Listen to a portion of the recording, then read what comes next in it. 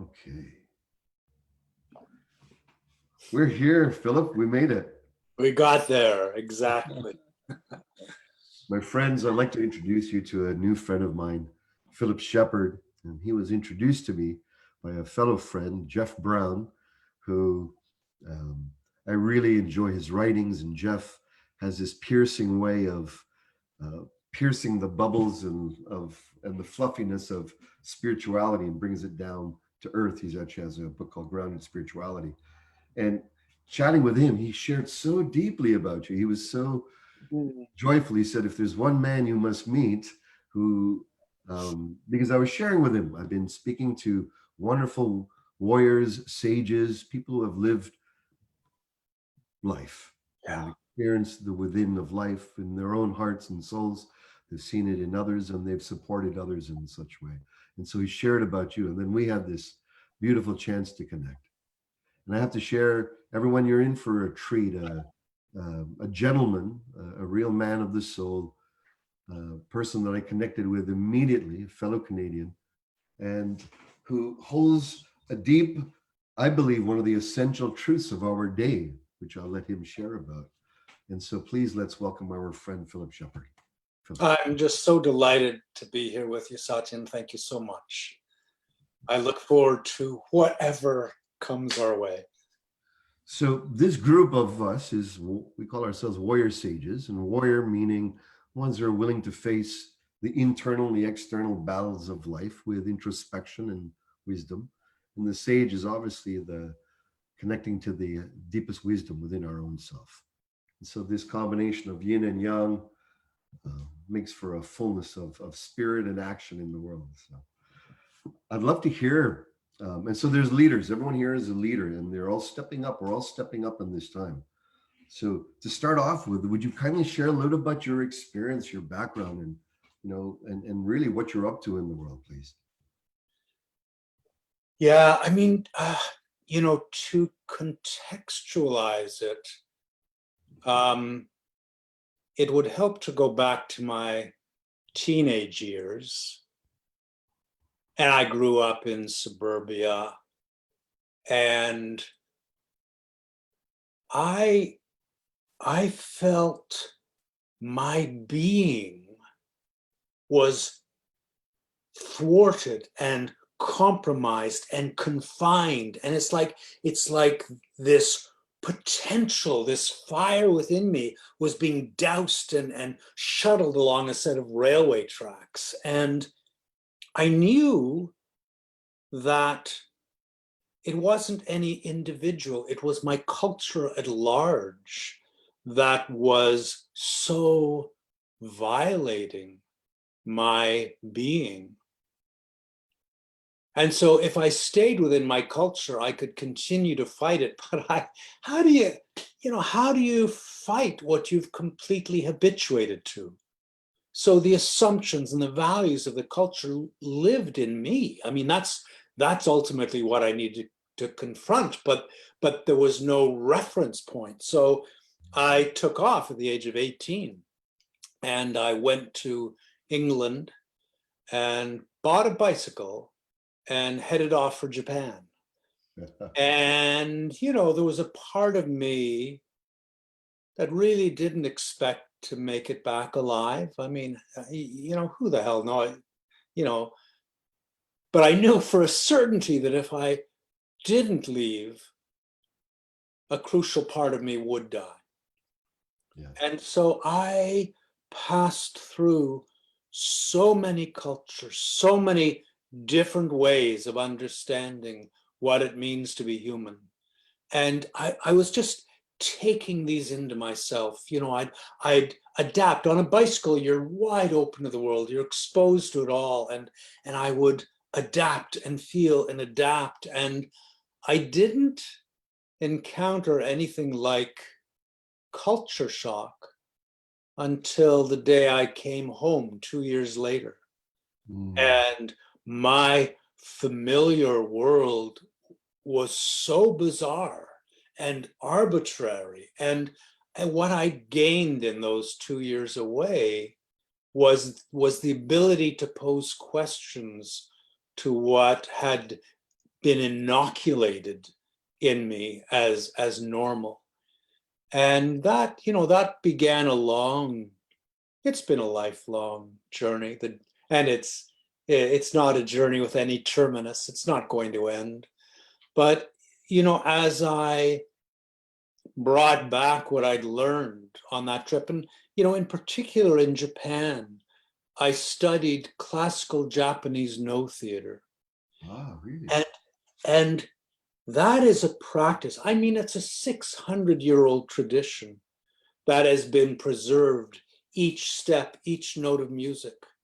And the source of the art is what the Japanese call hara, the word for belly.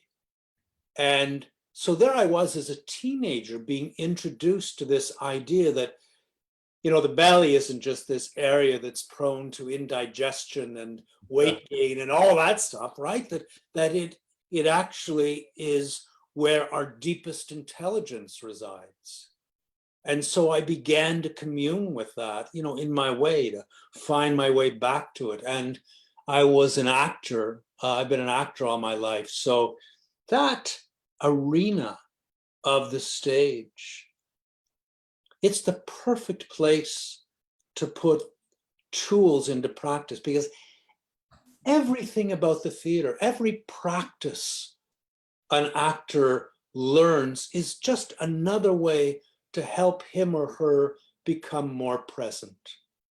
That's what happens on the stage. Can you be present with the whole of your being to this situation at this moment?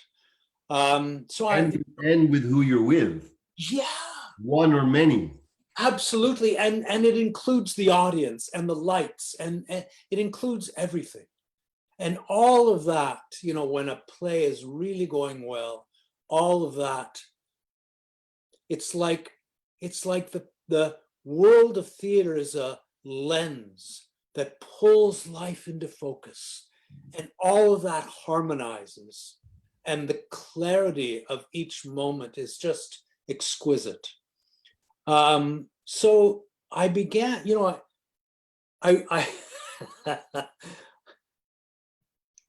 went away on a holiday and I started writing a book.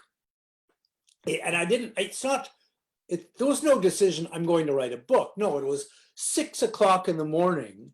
In a flash, I was as wide awake as I've ever been in my life with the first line of this book running through my head. And I sort of lay there in the dark, and the first chapter formed itself. And, by 7:30, people still weren't getting up, and I was lying there, and the second and third chapter were coming into focus. So we'd gone on holiday, and I just stayed, and wrote every day while the family went off to see the sights. And it was an obsession. And, it took me 10 years to finish the book. And people have said to me, how wonderful that you, persisted for 10 years. And it's like, no, it was an agony not to be writing it. It was a soul agony. It wasn't, it was too painful not to. So that journey. Which book was that? That was New Self, New World. And in the course of writing that book, I was able to grapple with the most fundamental questions of my life, which, of course, are questions of my culture. And that the dissociation between the male part of us and the female part of us within the body is so clear as you feel into it. And the book traces the journey from our Neolithic ancestors. We were gathered around the mother. We were gathered around the goddess. We were reverent of the earth. And then we discovered agriculture. Yes. And the moment you push a seed into the ground, everything changes. Suddenly that little bit of ground belongs to you. There's ownership. And the little plant growing up beside it, it's a weed. Before that moment, there's no such thing as a weed. And the animal coming along, it's vermin and has to be killed because it might eat your plant. And the tree that's putting your plant in the shade, it has to be cut down. Everything changes. And as we gave our allegiance to taking control and organizing, we shifted from the mother to the father. We shifted from the earth to the sky, and we shifted from the goddess to the god. And that shift within our culture is accompanied by a movement in the center of our thinking from the belly up through the heart and into the head. And, you know, there's this ancient Greek word that Homer uses over and over, phren, P-H-R-E-N. And to translate it into English, it means two things. It means mind, but it also means diaphragm. And in Homer's day, that's where thinking was experienced. So we migrated from the belly up to that area, and then by Plato's day, we're up in the head. So all of that, you know, I had 10 years to process this and articulate it and research it, and all of that was happening through my body. And I wrote New Self, New World, and began to teach workshops, and wrote a second book, Radical Wholeness, and began to teach facilitators training, so teaching people how to share the work. And I guess that brings us up to date. Wonderful. Wonderful. Thank you. That's so rich. When you're sharing, I can feel the deep alchemical dive and depths that you plummeted into the feeling dimension of self and its endless layers. You know, in our societies, you say in our culture, this particular feeling within has a barrier many times. Like it just stops. Can you share about how far we feel and how can we go even further to become even more aware of the deeper terrain of being? Yeah, I'd be happy to. A lot of my work is framed by mythology. And, you know, I love Joseph Campbell and the clarity he brought to world myth. He characterized the tyrant of world myth as the man of self-achieved independence. And you sort of feel that phrase, self-achieved independence. It is identical to the American dream. That's right. You know, self-achieved independence, bring it on. The mansion up on the hill with the electric perimeter fence and security, and you're contracting from relationship, you're contracting from inconvenience, you're buying yourself this fantasy of independence. So our culture is drawn by that dream, that chimera of independence. And the reality is there's no such thing. You can't find a single example of independence in all the universe. Everything leans on everything else. Everything affects everything. That all there is a field within which every little movement ripples through the whole of it. So we've attached ourselves to a fantasy. We're chasing a fantasy, and we've lost the reality. And the reality is the reality of our being. And the reality that every time you take a breath into your body, the exhalations of forests are turning into you. And every time you breathe out, you're offering in exchange a gift of carbon dioxide. And you bite into an apple and you chew and you swallow, and its flesh and its juice become your flesh and blood. And when you walk down the street, your energy is the energy of the apple being expressed through you. And we are permeable, and we are held by this world. And you know, the desire to be independent, the only way to feel independent, because it's just a fantasy, is to desensitize the flesh. And that's exactly where our culture has gone. We've dulled ourselves to the breath. So, you know, we feel the breath in the chest, but not in the legs, not in the soles of the feet, not in the top of the scalp. The whole of the body naturally releases to the breath, but we've contracted that, and we live in our heads, and we're mired in this confinement that can never come to rest. And our thoughts go round and round and round. And, you know, the intelligence in the head is brilliant at analyzing and systemizing and looking at the parts of a thing, but it cannot feel.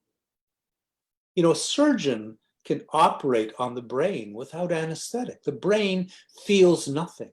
And so what happens is we are biased to come into known relationship with the world. So I know everything in this room around me. You know, that's a window blind, that's a little cupboard, it's a wall. I know it all. Now, when you know it all, you don't need to feel any of it. Why would you? So you don't need the body. You just sit up in your head and organize. And we are obsessed with the ability of the brain and the head to organize. Yes. And the more we desensitize our flesh, the more alone we feel. And there is this sort of domino effect that happens as soon as you feel alone. And it's just a fantasy. You're held by the trees in the Amazon forest. You're nourished by the rain that falls. I mean, there is no aloneness. There is only companionship. But you buy into that fantasy. And if you're alone, then everything that happens within you is strictly private. Right? It's held within this boundary. It's private. And then your number one job in the world is to organize your experience so that it's successful, so that it feels good, so you feel good about yourself. And our whole self-obsessed culture is about trying to get that right. What self-help can I do to organize this? The world be damned, I'm going to fix myself and feel good about it. Now, what that does, that self-organization, is it puts you in a state of division. Because there's a part of you that is doing the organizing, and there's the part of you that is being organized. And so it's as though you take the spotlight of your attention and you turn it off the world and aim it at yourself. And you cast the world into darkness and you self-obsess. And then your number one relationship in the whole of your life is between the divided parts of yourself. Right? I mean, there's the universe to come into relationship with, but that's what it is. So a lot of my work is about weaning away from that prison of self-consciousness where we cannot find the courage and the generosity to take our attention off ourselves and let it rest on the present and begin to attune to the world.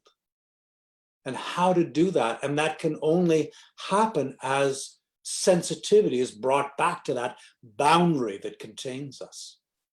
Kind of a long-winded answer, but there you go. Beautiful, Philip. You know, one of my mentors, Hakim, he's passed on now. He was an Egyptian or Cometian wizard, if you will, a wicked man. And he said that we had 360 senses. Most of them are atrophied. Yeah.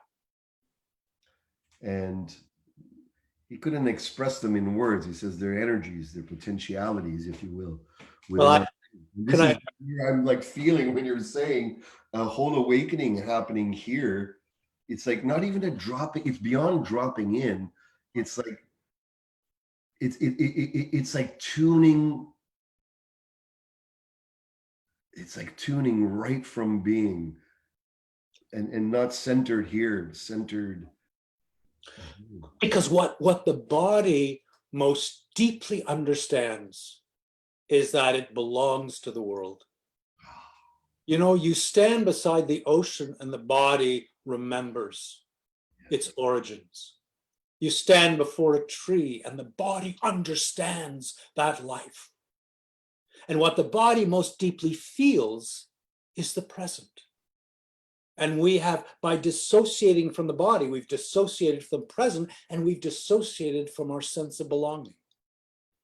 And those, you know, when you talk about 360 senses, I love that, because there's an arbitrariness to the five senses we've sort of validated, but they have one thing in common, which is that they all follow the model of a stimulus arrives from the outside world, it crosses the boundary of the self and arrives on a receptor to be sent to the brain to be interpreted. So every sense upholds the boundary that separates us from the world. he would Right? say, he would say, it's our labeling of those five that brings the endless spectrum into this very narrow bandwidth, which then we associate as a baby. Oh, that's smelling, that's listening, that's hearing. Yeah. But it's really, and even we experience it all as one gestalt, in one immediacy. We don't experience them as five separate things unless we focus on yeah. And here's the funny thing: balance. We talk about a sense of balance.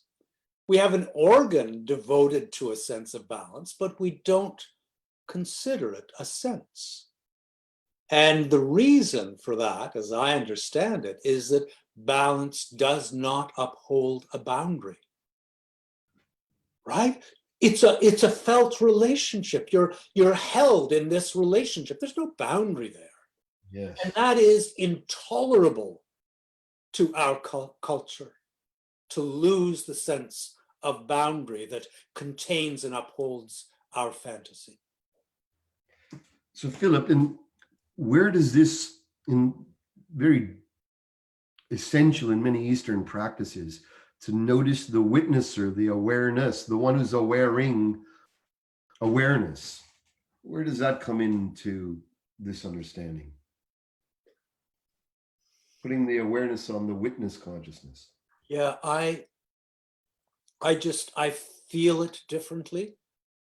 So when you see, in our culture, having desensitized ourselves in order to hold up the fantasy of being separate from the world, we have desensitized ourselves to wholeness. We are incapable of feeling wholeness. So, you know, to feel the wholeness of the self, the wholeness of the body, the wholeness of the present. We struggle, you know, you go on retreats for 7 days to feel the wholeness of the present. It's all there is. There is nothing else. Right? And we don't know what it is to speak from our wholeness, to listen from our wholeness. Now, wholeness, you know, our word wholeness is deeply corrupted because, again, we put a boundary around it. So, you know, we speak of the wholeness of the self, and we speak of being whole in body, mind, and spirit, which is a beautiful sentiment. But what it's suggesting is that there are three aspects to the self. And when they're each allowed to flourish and come into balance, you will be whole. Like, no, you come into relationship with the world, and wholeness is what it gifts you. You are illuminated into your wholeness by the world, not by organizing yourself. And so that witness, to me, is born of my relationship with the present. When I feel the present, I feel known more intimately than I could know myself. I feel the present as a thou, as a companion, as a guide, as a lover. And I'm being witnessed, but I'm not witnessing myself. I am being known. I'm knowing myself by being known. Yes. Oh. And it's so always accessible. Like it's what's it's like wanting to grab, it's like us wanting to grab ourselves and put ourselves into life.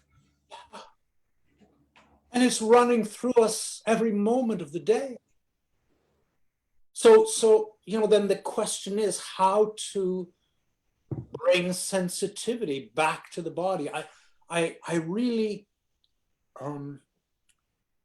there's so much about embodiment, and it's such a strong movement. It's coming, but there's so much about it that is about getting the body right and feeling the body and being sensitive to the body, which is again self-absorption. And I mean, there's a place for bringing awareness to what has been cast into darkness. My God, but the inner work is about finding those shadows and breathing life back into them. It's, you think of a bell, and the bell resonates with this perfect note to the world around it. But you stuff the bell with cotton balls and it just goes dink, dink. It stops resonating. And so for me, the inner work is about finding those cotton balls that are stuck within us, that are dampening our resonance to the world, and releasing them. And the body comes into a spaciousness, and it is just a resonator, and it resonates to the world and is carried by it with a subtlety that the brain and the head could never, ever approximate. But to understand the body as a resonator is to liberate yourself from the self-consciousness, from that prison of organizing yourself and trying to get yourself right, and give yourself to the world and empty to the world and let it resonate through you.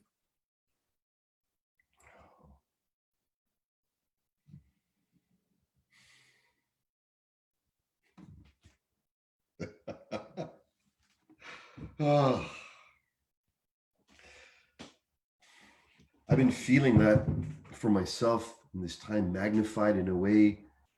It's like life itself, right at the brink, at the edge of harsh realities in front of us.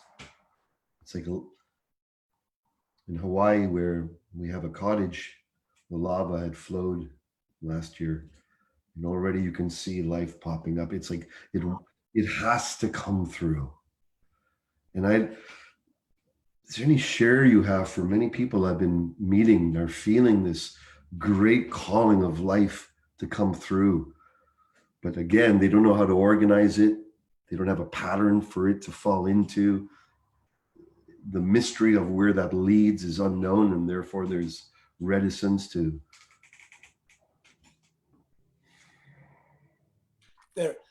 There is a natural spaciousness to being spacious, and we deeply mistrust that.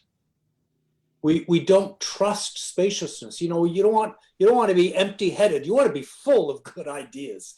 and the body becomes, it's like if you had a singing bowl and you filled it with sand. That's what happens to the body. It becomes congested and thick and dense and compartmentalized. And it's so easy when you empty yourself, you will be filled.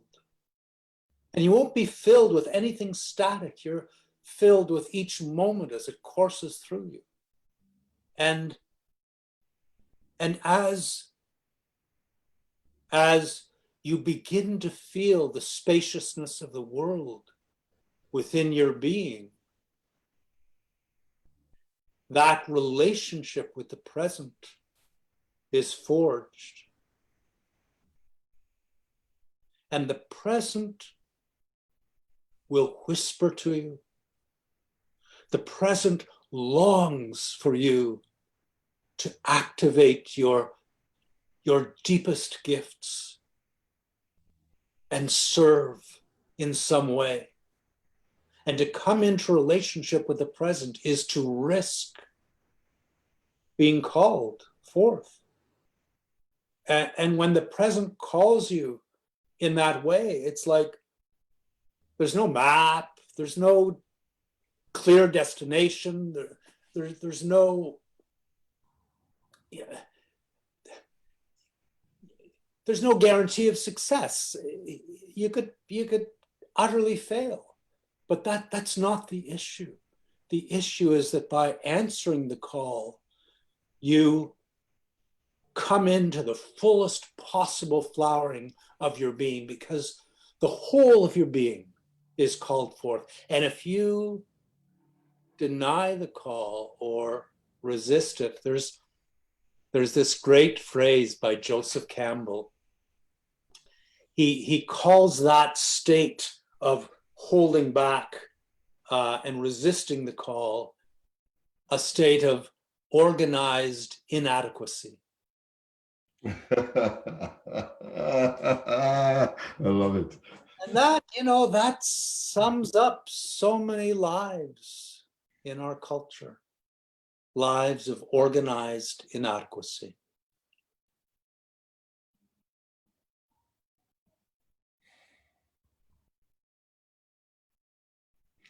Where do you feel we're going as a society, Philip? I mean, through all of these times.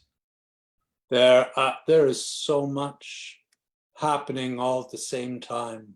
We're going in so many directions. There is, I feel, an extraordinary grassroots groundswell of awakening. My personal concern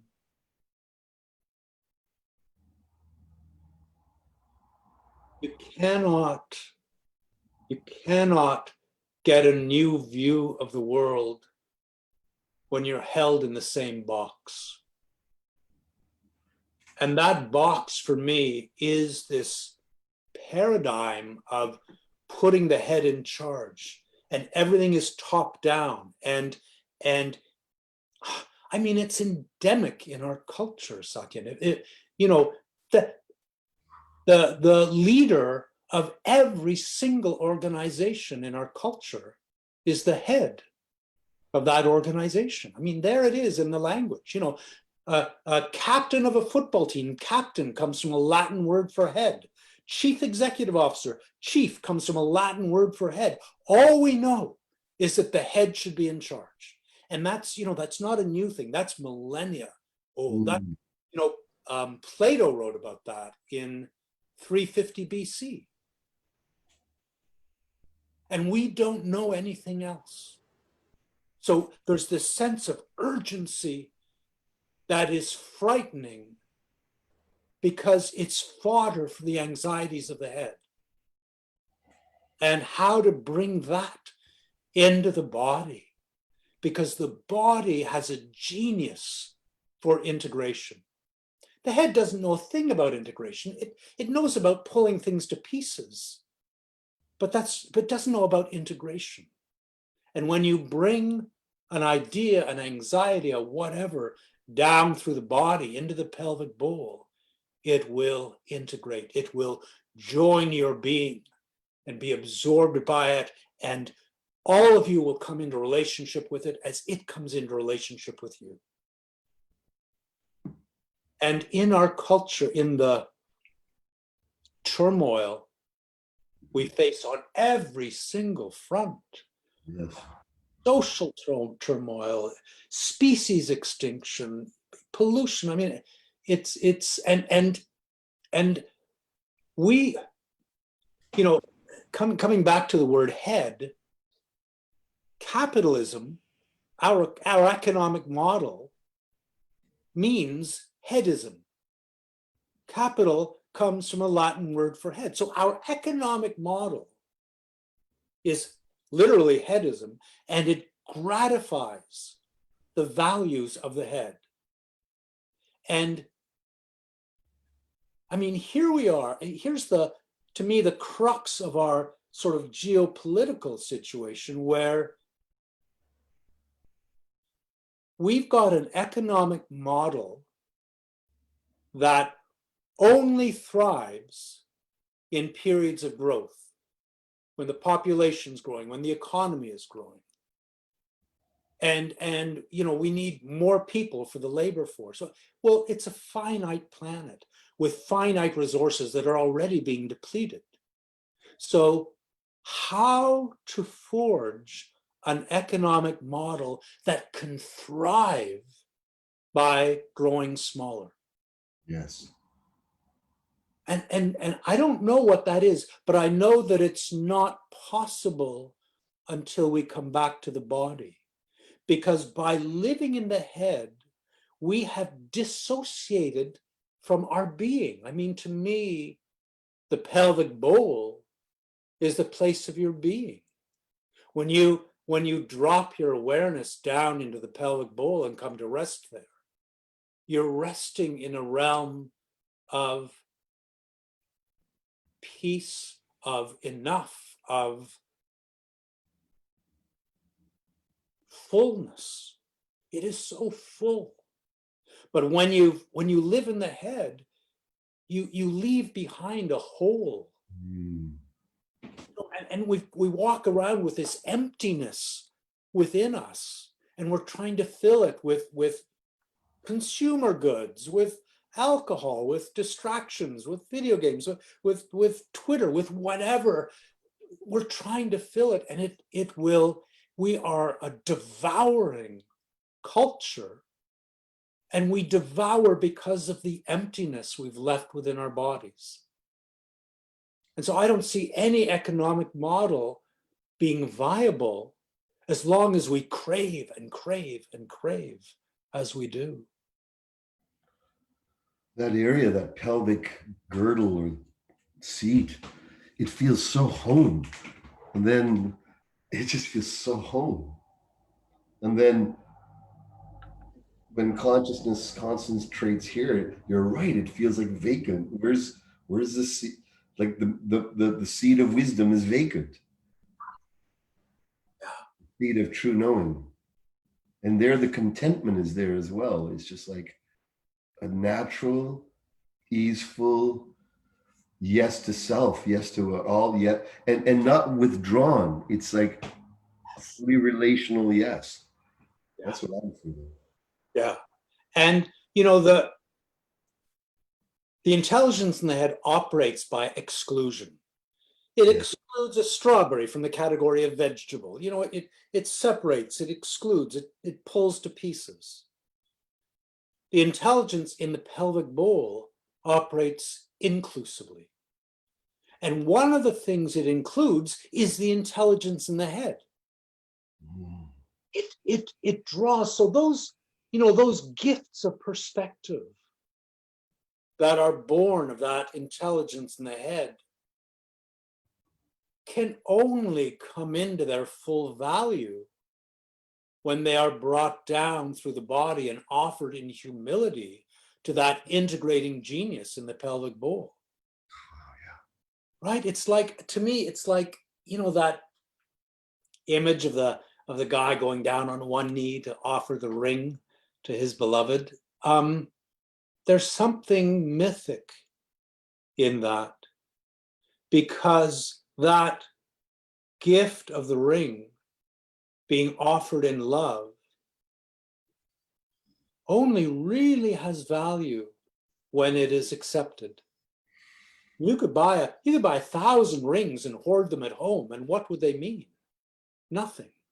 And similarly, any idea that you have that is not integrated, that is not felt through the body, is an impediment. It stands between you and the world, saying, it's okay, you don't need to feel that, I'll interpret it for you so you'll know just what it is. But when you take an idea and you let it descend, you feel it descend through the body, and it drops down gently, and it arrives on the pelvic floor, it becomes a felt sensation. And it's like static idea is reborn in the body as a sensitivity. Now, sensitivity in our culture, I mean, we talk about too much sensitivity, and sensitivity is a frill, and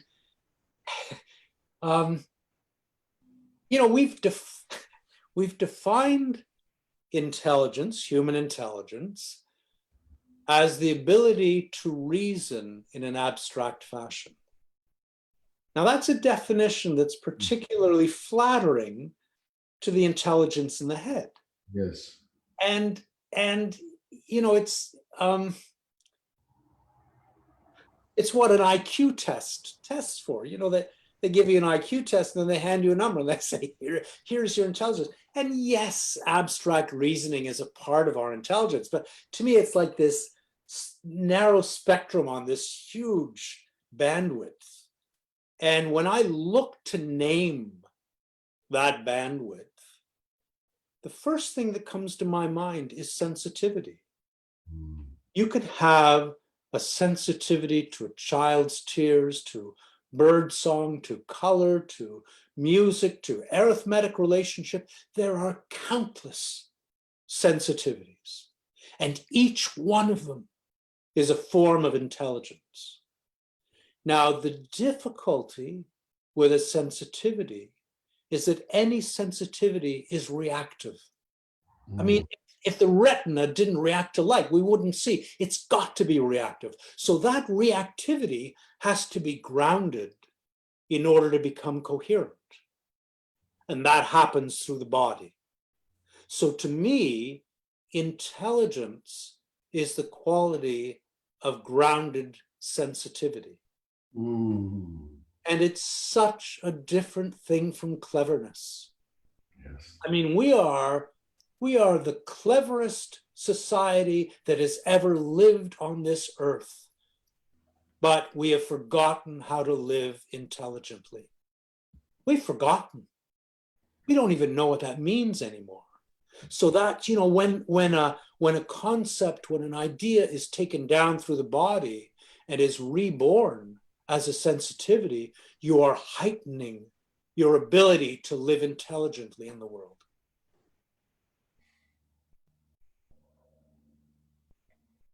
Beautiful. I'm sure many of our friends, we're not just listening to the words here, we're really feeling the transmission that's here and the space that's opened up for us all. Philip, please share with us, you know, you send me your Embodiment Manifesto, and I'd like to highlight that, please, and a few other things, but please start with that. Yeah, I mean, I think the true problem we face, the source of all other problems, is disembodiment. Our sense of disconnection, our sense of being alone, our anxiety. I mean, what, you know, what characterizes anxiety more than anything is the sense of being alone. Similarly with depression, if you're depressed, you feel utterly alone. So, you know, for whatever reason, you are stuck in a fantasy. And the body belongs. And, you know, our hedonist economic system, our top-down approach to everything, our belief that knowledge will save us. I mean, you know, that's the product of a hedonist culture, and the tiniest little pinprick and the bubble bursts. I mean, if knowledge could save us, then we would be in much, much, much better shape than we were 2,000 years ago. And yet the very systems on which our life depends are unraveling. They're falling apart. And you look for the causes of that unraveling, and it all comes back to knowledge. We know how to make pesticides. We know how to flood farmland with fertilizers. We know how to make plastic. We know how to burn fossil fuel. You know, on and on and on. We mine and burn coal. We cut down forests. We know how to make chainsaws. And every problem, every significant problem we face comes back to knowledge. So at the most objective level of assessment, knowledge is lethal if it's not counterbalanced by self-knowledge. Again, our idea of self-knowledge has been perverted by living in the head. You know, the head only knows one sort of knowledge, which is objective knowledge. So you say to somebody, well, who are you? And you get a grocery list. Well, these are my beliefs, and this is my favorite TV series, and this is my favorite color, and that's who I am. Self-knowledge is gifted to us by the world. As you come out of self-consciousness and you come into felt relationship with a child drawing with chalk on a sidewalk, or a butterfly alighting on a flower, or a cloud sailing overhead, or a tree, as you feel its presence, you are illuminated in a particular way by that child, by that butterfly, by that cloud. The more deeply you come into felt relationship with the world around you, the more deeply who you are is illuminated. And so you come to know yourself as a gift from the world. And that is the self-knowledge that can balance the tyranny, the danger, the toxicity that is the potential of knowledge. But it takes humility. I mean, our very word human shares the same etymological root as humility and humble and humus, earth. I mean, this is the core of our nature, is to be held by something so vaster than we are. And yet we contract into an aloneness that we can organize and control, or at least fantasize that we can organize and control. Oh, my soul feels like it's just bubbling over with the richness, with fullness, with love, with being at home in this great world, and being at home in right now, and being at home with you and all of us here.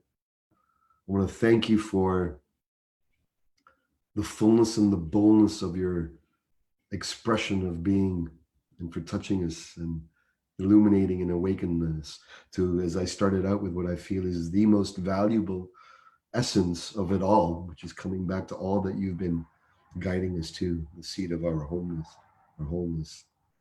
And so thank you.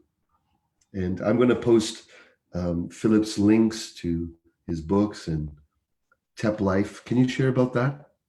Yeah, I've been working with a couple of partners to develop online materials. So there are courses, and there's enough material that there's now a membership, like a community, and you can download it onto your phone. You can, twice a week there's a practice, and it's always a new practice with a little bit of context, because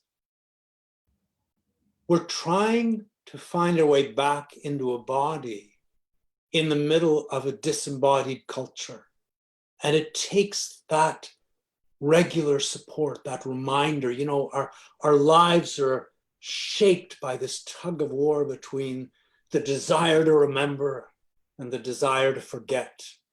And we need help to remember. So the membership is about that, and the online stuff is about that. And all of that is on the tep.life website, TEPP.life. And TEP, if I could mention it, Please. TEP stands for the Embodied Present Process. And that is the name that I've given to the work that I do. And it's not the embodied present.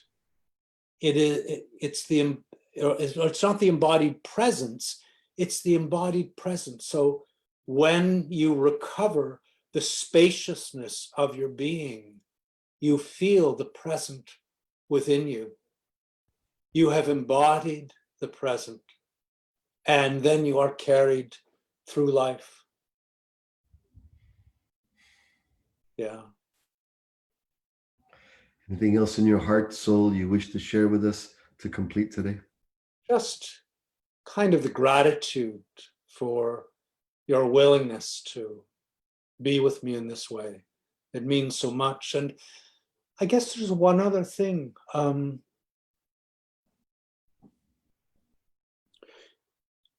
To come into felt relationship requires gentleness. Gentleness is the quality of sensitizing to a relationship. And gentleness, I think, for me, is at the core of strength. And in our culture, that's not an easy thing. It's not an easy thing to learn to be gentle with yourself, to feel your breath as gently as you can, to look upon the world with eyes that are gentle and just receive gently. So I'd just like to put a little plug in for gentleness. Philip, thank you so much. All my love, all my gratitude, and I'm looking forward to our next encounter. Thank you. Thank you, Satyen. All the best. Much love.